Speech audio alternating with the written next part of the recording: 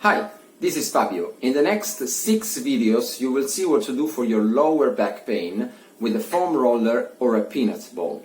But firstly, remember to have the right diagnosis, so see your therapist to have the right diagnosis. Of course, if your pain is not acute, if it's mild, if it's mainly muscular, why not trying the following exercises?